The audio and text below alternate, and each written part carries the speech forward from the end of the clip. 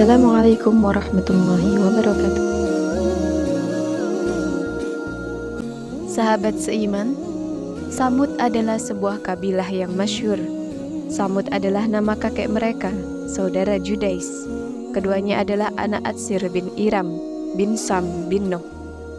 Mereka adalah bangsa Arab Aribah, tinggal di Hijr, sebuah kawasan terletak di antara Hijaz dan Tabuk. Rasulullah pernah melewati kawasan ini bersama pasukan muslimin dalam perjalanan beliau menuju Tabuk. Samud adanya setelah kaum Ad. Mereka menyembah berhala seperti halnya kaum Ad. Kemudian Allah mengirim seorang hamba dan utusannya di tengah-tengah mereka, juga berasal dari golongan mereka, Sholih bin Ubaid bin Masih bin Ubaid bin Hadir bin Samud bin Atsir bin Iram bin Nuh. Nabi Sholih mengajak mereka untuk beribadah kepada Allah semata yang tiada memiliki sekutu, meninggalkan seluruh berhala, sekutu, dan tidak menyekutukannya dengan apapun. Sebagian di antara mereka beriman kepada Nabi Sholih, namun mayoritas mengingkari. Mereka menyakiti Nabi Sholih dengan tutur kata dan perbuatan, bahkan bermaksud membunuhnya. Mereka menyembelih unta yang dijadikan Allah sebagai hujjah bagi mereka, hingga akhirnya Allah menyiksa mereka dengan siksaan dari Yang Maha Perkasa lagi kuasa. Allah berfirman dalam surat Al-A'raf, dan kepada kaum Samud kami utus saudara mereka, Sholih. Dia berkata, wahai kaumku, sembahlah Allah. Tidak ada Tuhan sesembahan bagimu selain Dia. Sesungguhnya telah datang kepadamu bukti yang nyata dari Rabb-mu. Ini seekor unta betina dari Allah sebagai tanda untukmu. Biarkanlah ia makan di bumi Allah. Janganlah disakiti. Nanti akibatnya kamu akan mendapatkan siksaan yang pedih.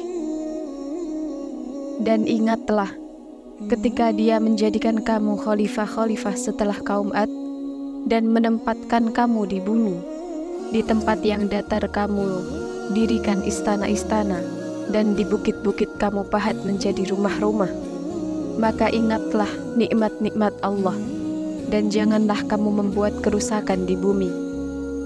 Pemuka-pemuka yang menyombongkan diri berkata kepada orang-orang yang dianggap lemah, yaitu orang-orang yang telah beriman di antara kaumnya, tahukah kamu bahwa Sholih adalah seorang Rasul dari Tuhannya?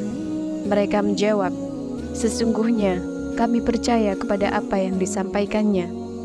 Dan orang-orang yang menyombongkan diri berkata, sesungguhnya kami mengingkari apa yang kamu percayai. Kemudian mereka sembelih unta betina itu dan berlaku angkuh terhadap perintah Tuhannya. Mereka berkata, wahai Sholih, buktikanlah ancaman kamu kepada kami jika benar engkau salah seorang Rasul. Lalu datanglah gempa menimpa mereka, dan mereka pun mati bergelimpangan di dalam reruntuhan rumah mereka. Kemudian Nabi Sholih pergi meninggalkan mereka sambil berkata, wahai kaumku, sungguh aku telah menyampaikan amanat Tuhanku kepadamu, dan aku telah menasihati kamu, tetapi kamu tidak menyukai orang yang memberi nasihat. Surat Al-A'raf ayat 73-79. Allah berfirman dalam surat Al-Hijr, dan sesungguhnya penduduk negeri Hijr benar-benar telah mendustakan para rasul mereka, dan kami telah mendatangkan kepada mereka tanda-tanda kekuasaan kami, tetapi mereka selalu berpaling darinya, dan mereka memahat rumah-rumah dari gunung batu yang didiami dengan rasa aman. Kemudian mereka dibinasakan oleh suara keras yang mengguntur pada pagi hari, sehingga tidak berguna bagi mereka apa yang telah mereka usahakan. Surat Al-Hijr ayat 80-84. Inti dari ayat ini adalah tentang kisah kaum Samud. Seperti apa keadaan mereka, bagaimana Allah menyelamatkan Nabi Sholih dan para pengikutnya yang beriman, bagaimana Allah membinasakan kaum yang berbuat zalim karena ingkar dan semena-mena, serta menentang Rasul mereka yaitu Nabi Shalih. Nabi Shalih berkata kepada kaumnya, Allah membolehkan kalian membangun istana-istana di tempat datar di bumi, dan kamu pahat sebagian dari gunung-gunung untuk dijadikan rumah-rumah dengan rajin. Surat Asy-Syu'ara ayat 149. Yaitu pandai dalam membuat, menata, dan memperkokoh rumah-rumah tersebut. Maka balaslah nikmat yang Allah limpahkan kepada kalian itu dengan rasa syukur, amal soleh, dan beribadah hanya kepadanya semata yang tiada memiliki sekutu. Jangan sampai kalian menentang dan berpaling dari ketaatan kepadanya, karena pasti akan berakibat tidak baik. Nabi Shalih menasihati kaumnya, apakah kamu mengira akan dibiarkan tinggal di sini, di negeri kamu ini dengan aman, di dalam kebun-kebun dan mata air, dan tanaman-tanaman, pepohonan kurma yang mayangnya lembut. Surat Asy-Syu'ara ayat 146-148. Yaitu mayang bertumpuk, indah, bagus dan matang, dan kamu pahat dengan terampil sebagian gunung-gunung untuk dijadikan rumah-rumah. Maka bertawakallah kepada Allah dan taatlah kepadaku, dan janganlah kamu menaati perintah orang-orang yang melampaui batas, yang berbuat kerusakan di bumi dan tidak mengadakan perbaikan. Asy-Syu'ara ayat 149-152. Nabi Shalih juga mengatakan kepada mereka, wahai kaumku, sembahlah Allah, tidak ada Tuhan bagimu selain Dia. Dia telah menciptakanmu dari bumi dan menjadikanmu pemakmurnya. Surat Hud ayat 61. Yaitu, Dialah yang telah menciptakan kalian dari bumi dan menjadikan kalian sebagai pemakmurnya. Dengan kata lain, Dia memberikan bumi itu kepada kalian, termasuk segala macam tanaman dan tumbuh-tumbuhan yang terdapat di sana. Dialah pencipta dan pemberi rezeki, dan Dialah yang berhak untuk diibadahi semata, bukan yang lain. Karena itu, mohonlah ampunan kepadanya, yaitu lepaskanlah keyakinan dan agama yang kalian anut. Segeralah beribadah kepadanya, karena Ia pasti menerima amalan kalian dan memaafkan kesalahan kalian. Sesungguhnya, Tuhanku sangat dekat rahmat-Nya dan memperkenankan doa hamba-Nya. Wahai Shalih, sungguh, engkau sebelum ini berada di tengah-tengah kami merupakan orang yang diharapkan, yaitu sebelum engkau mengucapkan kata-kata itu, kami berharap kalau kau adalah orang yang memiliki akal sempurna. Maksudnya, seruanmu agar kami hanya beribadah kepadanya semata, meninggalkan sekutu-sekutu yang biasa kami sembah, dan meninggalkan agama nenek moyang kami. Karena itu, mereka mengatakan, mengapa engkau melarang kami menyembah apa yang disembah oleh nenek moyang kami? Sungguh, kami benar-benar dalam keraguan dan kegelisahan terhadap agama yang engkau serukan kepada kami. Surat Hud ayat 62. Kemudian Nabi Shalih berkata, wahai kaumku, bagaimana pendapat kalian jika aku mempunyai bukti yang nyata dari Tuhanku dan diberinya aku rahmat kenabian darinya? Maka siapa yang akan menolongku dari azab Allah? Jika aku mendurhakainya, maka kamu hanya akan menambah kerugian kepadaku. Surat Hud ayat 63. Nabi Shalih menyampaikan kata-kata ini dengan lemah lembut dan dengan cara yang baik dalam menyeru kaumnya menuju kebaikan. Artinya, bagaimana menurut kalian jika apa yang aku sampaikan dan aku serukan kepada kalian benar? Apa gerangan alasan yang akan kalian kemukakan di hadapan Allah?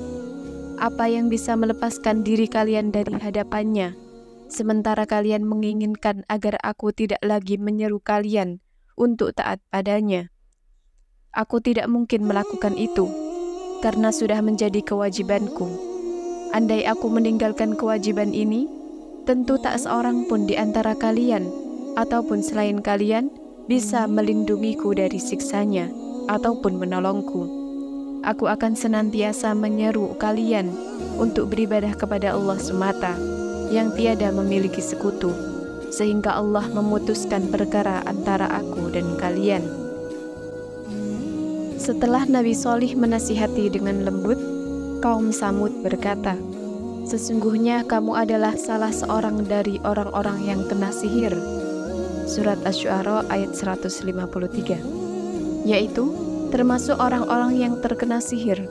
Maksud mereka, Nabi Shalih terkena sihir, tidak mengerti apa yang diucapkan kala menyeru kami untuk beribadah kepada Allah semata yang tiada memiliki sekutu, dan meninggalkan sesembahan-sesembahan lain. Demikian penjelasan mayoritas ahli tafsir. Menurut pendapat lain, maksudnya adalah termasuk orang-orang yang memiliki sihir, yaitu orang yang bisa menerawang. Mereka seakan-akan mengatakan, "Kau tidak lain adalah orang yang memiliki sihir." Pendapat pertama lebih kuat berdasarkan kata-kata kaum Shalih selanjutnya, "Engkau hanyalah manusia seperti kami." Surat Asy-Syu'ara ayat 154. Maka datangkanlah suatu mukjizat jika engkau termasuk orang yang benar. Mereka meminta agar Nabi Shalih menunjukkan mukjizat sebagai bukti kebenaran ajaran yang ia sampaikan. Para ahli tafsir menyebutkan, suatu ketika kaum Samud berkumpul di suatu tempat perkumpulan. Lalu Nabi Shalih mendatangi mereka, menyeru mereka menuju Allah, mengingatkan, memberi nasihat, dan menyampaikan perintah kepada mereka. Lalu mereka menentang Nabi Shalih, "Jika kau bisa mengeluarkan seekor unta bunting dengan ciri seperti ini, dan itu dari batu besar ini." Mereka menunjuk batu yang ada di sana, menyebutkan sejumlah ciri yang mereka inginkan. Nabi Shalih kemudian berkata kepada mereka, "Bagaimana menurut kalian jika aku penuhi permintaan seperti yang kalian inginkan? Apakah kalian mau beriman kepada kebenaran yang aku sampaikan dan mempercayai risalah yang diutuskan kepadaku?" "Ya," jawab mereka. Nabi Shalih kemudian mengambil perjanjian mereka atas hal itu. Setelah itu, Nabi Shalih menghampiri tempat sholat. Ia kemudian sholat untuk Allah Azza wa Jalla, seperti yang ia takdirkan untuknya. Setelah itu ia memanjatkan doa kepada Allah Azza wa Jalla agar permintaan mereka dikabulkan. Allah Azza wa Jalla kemudian memerintahkan bongkahan batu besar tersebut untuk mengeluarkan seekor unta besar dan bunting dengan ciri-ciri tepat seperti yang mereka inginkan. Saat melihat mukjizat itu dengan mata kepala sendiri, mereka melihat suatu hal besar, kuasa nyata, bukti jelas dan terang, hingga banyak di antara mereka beriman. Namun, sebagian besar tetap kafir, tersesat, dan membangkang. Karena itu Allah berfirman, "Tetapi mereka menganiaya unta betina itu, yaitu mereka mengingkarinya, dan sebagian besar di antara mereka enggan mengikuti kebenaran karena mukjizat tersebut." Di antara tokoh orang-orang yang menyatakan beriman adalah Junda' bin Amr bin Muhallah bin Labid bin Jawas. Ia termasuk salah seorang pemimpin kaum Samud yang tetap berpegang teguh pada Islam. Yang menghalangi lainnya untuk beriman adalah Zu'ab bin Labid bin Habab, si pemilik berhala-berhala kaum Samud, dan Robab bin Sa'ar bin Jalmus. Junda' mengajak saudara sepupunya, Syihab bin Khalifah. Ia termasuk salah seorang pemuka kaum Samud untuk masuk Islam.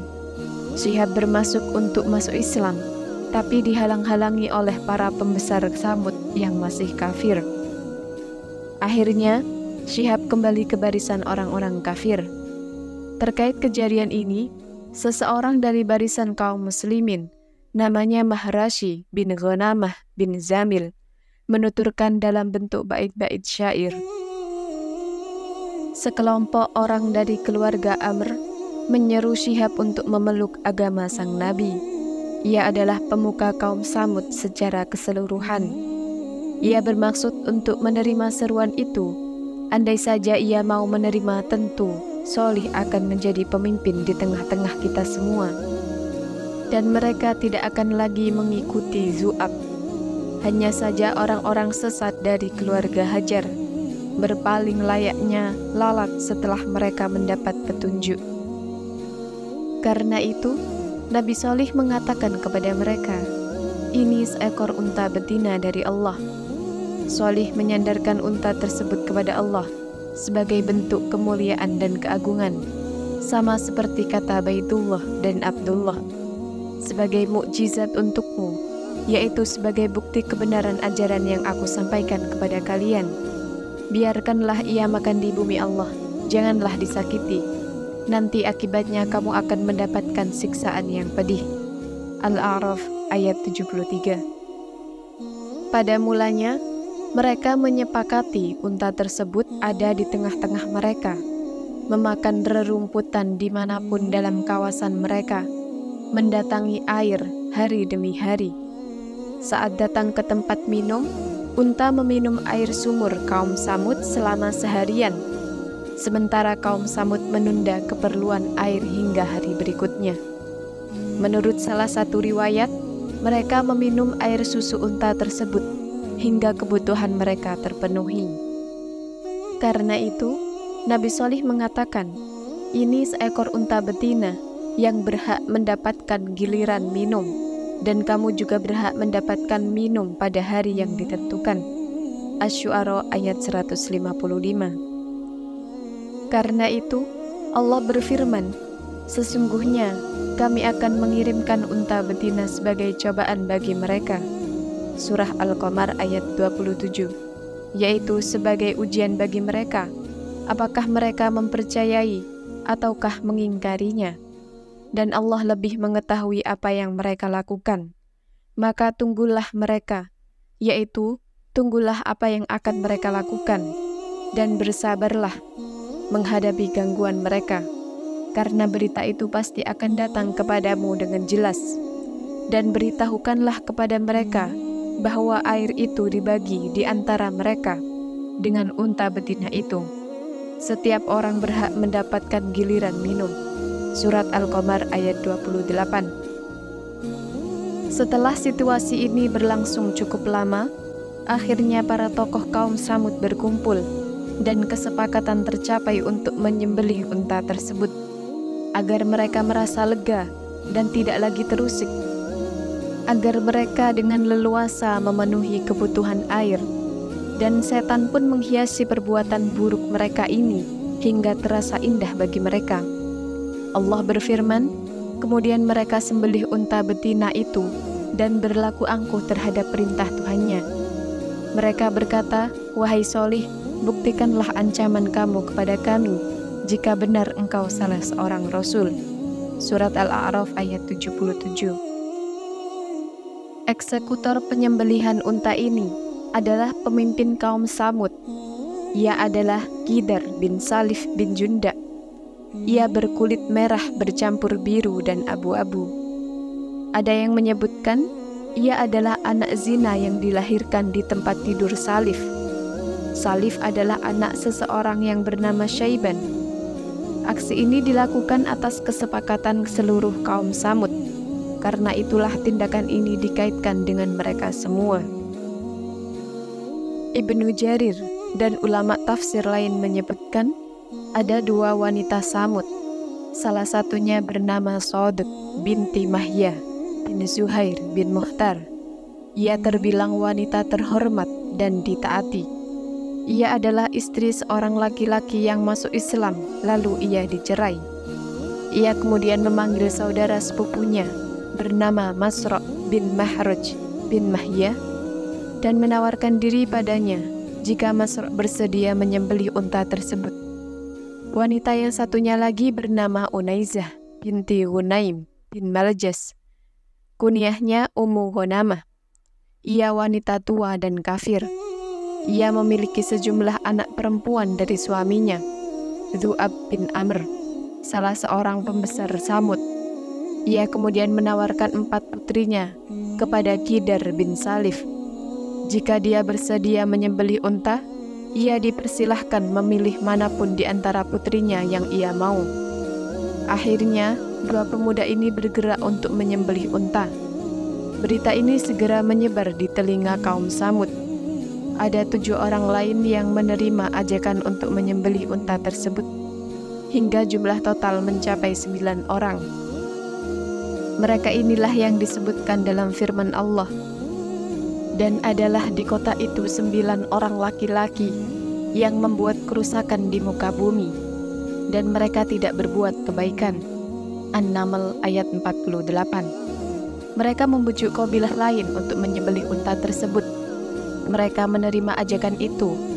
Akhirnya, semuanya pergi untuk mengintai unta itu. Saat unta meninggalkan tempat air, Masro' memasang perangkap, lalu ia panah. Setelah itu, ia tikam di kedua lambungnya dengan maksud untuk mendorong rekan-rekannya melakukan penyerangan. Dan yang lebih dulu melakukan penyerangan di antara mereka adalah Qidar bin Salif. Qidar menebaskan pedang ke arah unta itu, tepat mengenai urat pada belakang kaki. Akhirnya, unta tersungkur di tanah, mengeluarkan suara keras hingga mengeluarkan janin yang ada di perutnya. Qidar kemudian menikam kepalanya, lalu menyembelihnya. Anak unta tersebut berhasil meloloskan diri, naik ke atas gunung yang kokoh, dan mengeluarkan suara keras sebanyak 3 kali. Abdur Razak meriwayatkan dari Ma'mar, dari seorang yang mendengar Hasan. Ia menuturkan, anak unta tersebut mengatakan, "Ya Rob, mana ibuku?" Setelah itu ia masuk ke dalam bongkahan batu besar dan menghilang di sana. Menurut sumber lain, mereka juga menyembelih anak unta tersebut. Allah berfirman, maka mereka memanggil kawannya, lalu dia menangkap unta itu dan memotongnya. Maka betapa dahsyatnya azabku dan peringatanku. Surat Al-Qamar ayat 29-30. Dan Allah berfirman, ketika bangkit orang yang paling celaka di antara mereka, lalu Nabi Sholih berkata kepada mereka, biarkanlah unta betina dari Allah ini dengan minumannya, yaitu biarkanlah unta itu. Namun mereka mendustakannya dan menyembelihnya. Karena itu, Allah membinasakan mereka karena dosanya, lalu diratakannya dengan tanah, dan dia tidak takut terhadap akibatnya. Surat Asy-Syams ayat 12-15. Imam Ahmad meriwayatkan dari Abdullah bin Numair, dari Hisham, yakni Abu Urwah, dari ayahnya, dari Abdullah bin Zam'ah.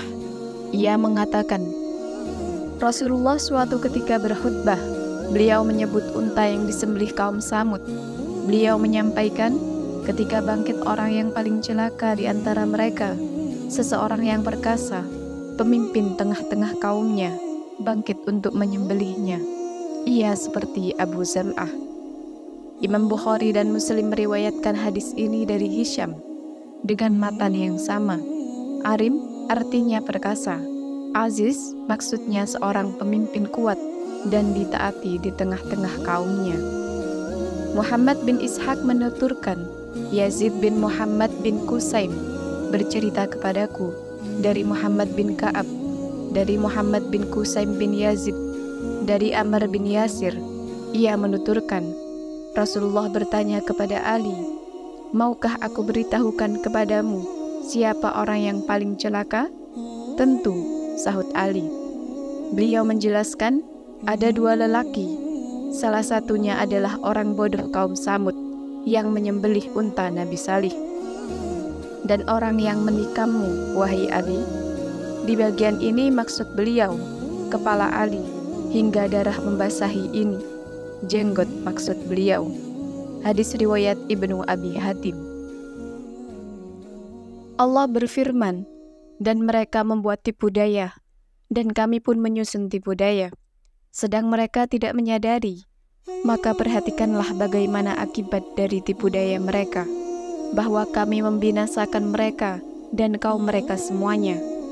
Maka itulah rumah-rumah mereka yang runtuh karena kezaliman mereka. Sungguh, pada yang demikian itu benar-benar terdapat tanda kekuasaan Allah bagi orang-orang yang mengetahui. dan kami selamatkan orang-orang yang beriman, dan mereka selalu bertakwa. Surat An-Naml ayat 50-53. Allah mengirim bebatuan yang menimpa mereka yang hendak membunuh Nabi Shalih, hingga mereka semua binasa, sebagai siksaan yang disegerakan sebelum mereka mati.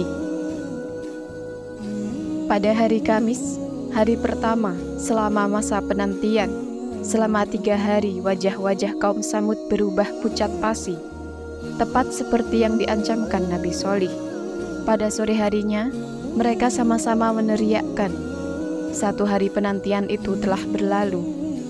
Selanjutnya pada pagi hari kedua selama 3 hari penantian, yaitu hari Jumat, wajah mereka berubah merah. Pada sore harinya, mereka saling meneriakkan, 2 hari penantian itu telah berlalu. Selanjutnya, pada pagi hari ketiga selama 3 hari yang dinantikan untuk bersenang-senang, yaitu hari Sabtu, wajah mereka berubah hitam. Kemudian pada sore harinya mereka saling meneriakkan, masa penantian itu berlalu sudah.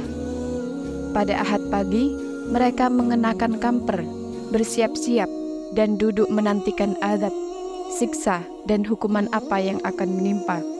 Mereka tidak tahu akan diberlakukan seperti apa, dan dari arah mana siksaan itu tiba. Saat matahari terbit, datanglah suara menggemuruh dari langit di atas mereka. Bumi yang ada di bawah mereka berguncang hebat, hingga nyawa mereka melayang. Semuanya diam tidak bergerak. Suasana senyap tanpa suara.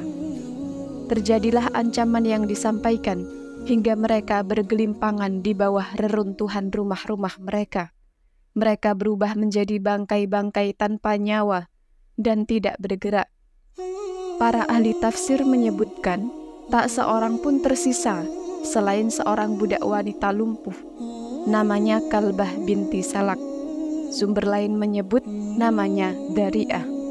Ia sangat ingkar dan memusuhi Nabi Shalih.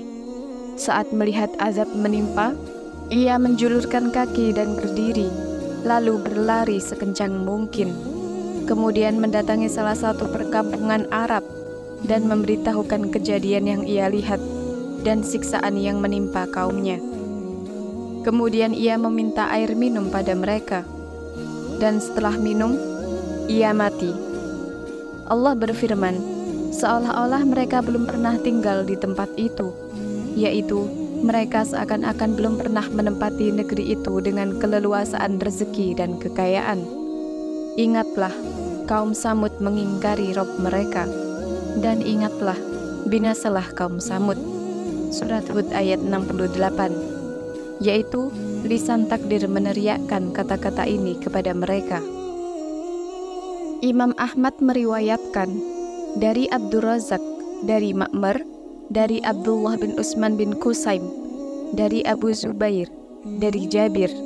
Ia mengatakan, saat Rasulullah melintasi perkampungan Hijr, beliau mengatakan, janganlah kalian meminta mukjizat, karena kaum Nabi Shalih pernah memintanya. Datang dan pergi dari kawasan ini, namun mereka menentang perintah Allah. Mereka menyembelih unta itu. Unta itu meminum sumur mereka selama sehari, dan mereka meminum air susunya selama sehari. Mereka kemudian menyembelihnya, lalu mereka tertimpa suara keras menggemuruh. Dengan suara keras ini, Allah membinasakan seluruh kaum Samud yang ada di bawah kolong langit ini, kecuali seseorang di antara mereka yang ada di tanah haram Allah. Para sahabat bertanya, siapa dia wahai Rasulullah? Dia adalah Abu Regal. Setelah ia keluar dari tanah haram, ia tertimpa adab seperti yang menimpa kaumnya. Hadis ini sesuai syarat Muslim, namun tidak tertera satupun di dalam Kutubus Sittah. Wallahu a'lam. Abdur Razak juga menuturkan, Ma'mar mengatakan, Ismail bin Umayyah mengabarkan kepadaku bahwa suatu ketika Nabi melintas di dekat makam Abu Regal. Beliau lantas bertanya, tahukah kalian makam siapa ini? Allah dan Rasulnya lebih tahu, jawab para sahabat. Beliau menjelaskan, ini adalah makam Abu Regal, seorang kaum Samud. Ia berada di tanah haram Allah. Tanah haram melindunginya dari siksa Allah. Saat ia pergi meninggalkan tanah haram, ia tertimpa azab, seperti yang menimpa kaumnya. Lalu ia dimakamkan di sini. Sebatang emas ikut dikubur bersamanya.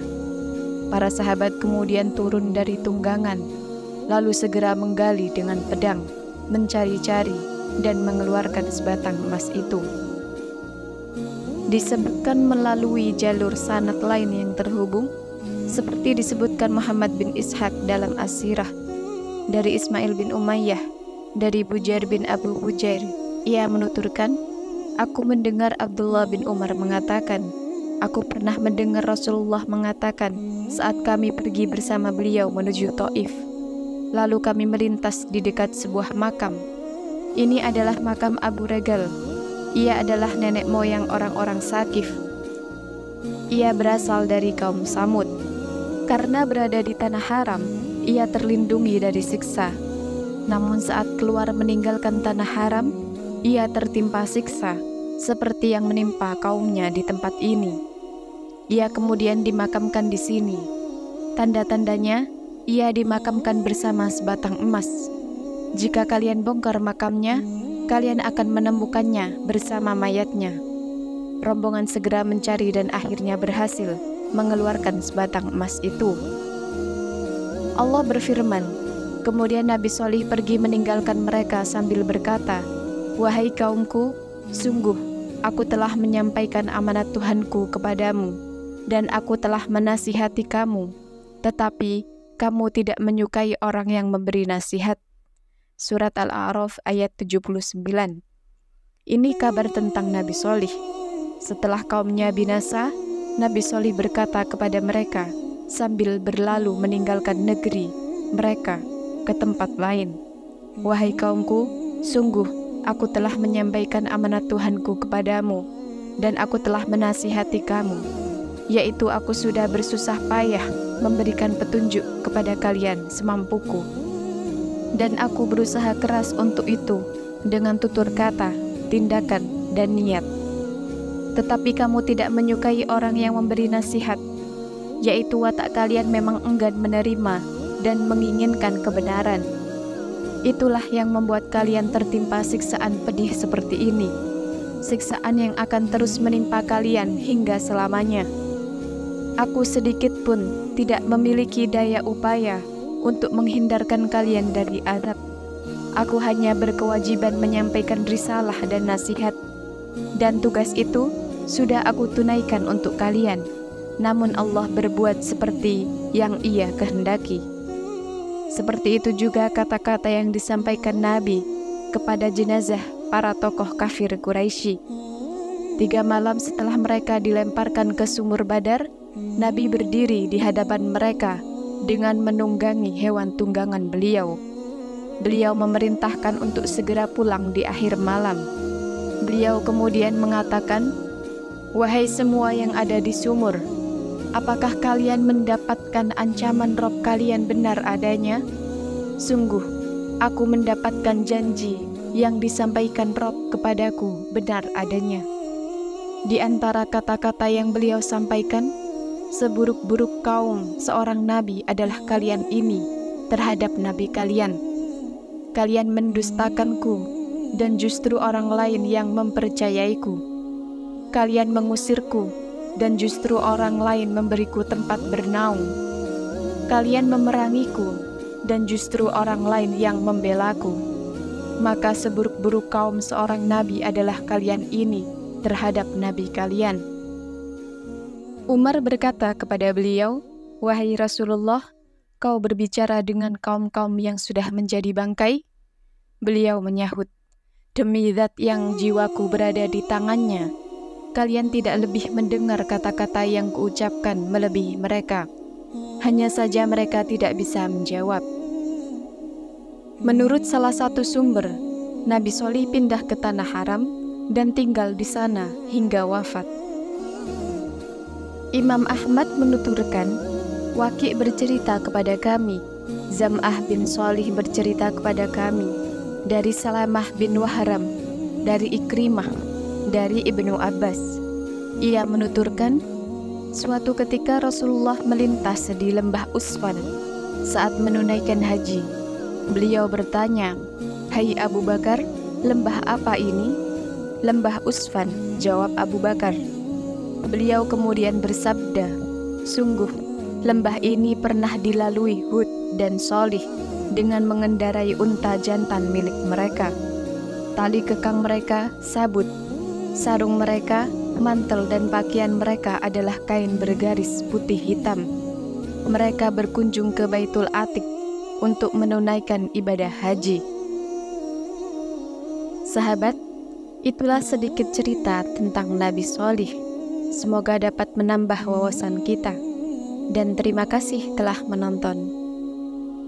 Wassalamualaikum warahmatullahi wabarakatuh.